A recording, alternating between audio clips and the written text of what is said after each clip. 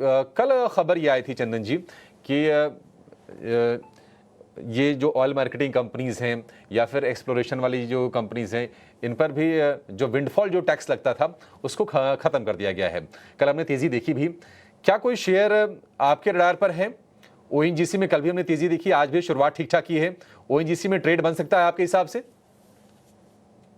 ONGC पे मेरा ऐसा मानना है कि अब एक बार्गेन बाइंग और सपोर्ट बेस्ड बाइंग आएगी, क्योंकि ऑलरेडी काफी करेक्टिव स्विंग यहाँ पे देखने को मिले हैं। पिछले लगभग 16-17 वीक की बात करूं तो 345 से काउंटर करेक्ट होते होते 240 हो चुका है। और 240 एक ऐसा जोन है जो पहले भी एक सपोर्ट का काम किया है, और जो पहली की तेजी थी वो इसी लेवल पे हुई है। तो मेजर लेवल पे आया है बार्गेन बाय के लेवल पे, इसके लिए यहाँ पे बाइंग इंटरेस्ट बनेगा। हालांकि ध्यान रखें, शॉर्ट टर्म स्ट्रक्चर नेगेटिव है तो स्विंग्स आते रहेंगे, बट मेरा ऐसा मानना है कि जो रिसेंट 240 का बॉटम वो एक बार के लिए बन गया। इमीडिएट सपोर्ट आप 250-52 के आसपास ढूंढ सकते हो। स्विंग आता है तो 272 से लेके 285 तक के लेवल बनेंगे। ठीक है, 285 तक के लेवल बन सकते हैं। ओएनजीसी के शेयर में 260 रुपए के आसपास के भाव हैं। एक शेयर तेजस जरा आप चेक कीजिए, वो है आईजीएल का। कल भी अच्छे मूव्स थे और आज भी शुरुआत अच्छी की है और 350 रुपए के ऊपर ये शेयर पहुंच गया है। 306 रुपए के आसपास तक इसका भाव चला गया था और वहां से हम देख रहे हैं कि रिबाउंड आ रहा है। क्या ये सस्टेन कर पाएगी तेजी आईजीएल की?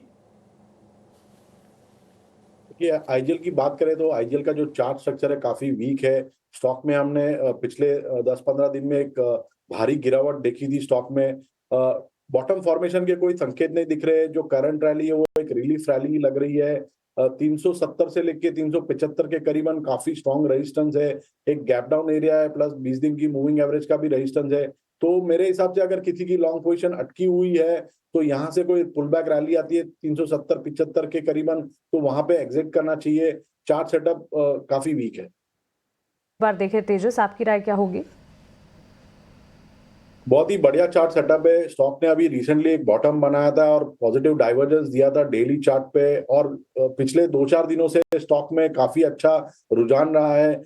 20 दिन और 50 दिन की मूविंग एवरेज को रिसेंटली सरपास किया और 200 दिन की लंबी अवधि की जो मूविंग एवरेज है उसको भी पार कर दिया है। 1555 का एक अहम स्तर था वो भी उसने निकाल दिया है। तो चार्ट सेटअप काफी बढ़िया है। मुझे लग रहा है एक शॉर्ट टर्म बेस बन गया है स्टॉक में और यहाँ से स्टॉक एक आउट परफॉर्मेंस दिखा सकता है। ऊपर में देखेंगे तो ऊपर में मुझे लग रहा है ये स्टॉक 1935 तक जा सकता है। तो बाय ऑन डिप्स की रणनीति रखनी चाहिए आपको कोचिन शिपयार्ड में। फाइनेंस पर एक नजर होनी चाहिए। शुरुआती तेजी के बाद गेंस थोड़े से फ्रिजल आउट होते हुए, लेकिन अब भी करीब 4% की मजबूती मन्नपुरम फाइनेंस में नजर आ रही है। वैसे एक रेंज में फंसा हुआ ये काउंटर आज मजबूती दिखा रहा है, ऑलमोस्ट 4% के अपमूव्स 161 के लेवल्स पर। आपकी राय क्या होगी?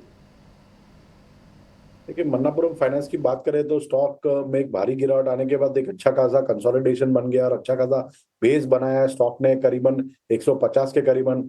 अगर अभी की बात करें तो स्टॉक में दो अहम रेजिस्टेंस स्तर है, 164 और 167। 164 इसका प्रीवियस स्विंग हाई है और 167 इसकी 50 दिन की मूविंग एवरेज है।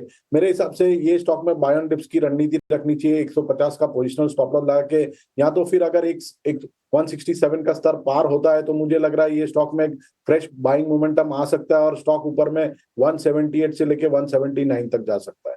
गिरावट में खरीदारी के मौके मन्नपुरम फाइनेंस में बनते हुए देखने को मिल सकते हैं। लेवल्स आपको तेजस ने बताए हैं। तेजस, इस वक्त मिड कैप में स्टॉक स्पेसिफिक मूव्स नजर आ रहे हैं। ब्रॉडर मार्केट्स जो है आपको मौके स्टॉक स्पेसिफिक काफी दे रहे हैं और इस लिस्ट में काफी सारे स्टॉक्स हैं। इनफैक्ट अगर मिड कैप प्लेयर्स ही देखें, केपीआईटी टेक्नोलॉजीज, टोरेंट पावर, इस वक्त MNM finance, LIC housing finance, सारे स्टॉक्स में अच्छी मजबूती है।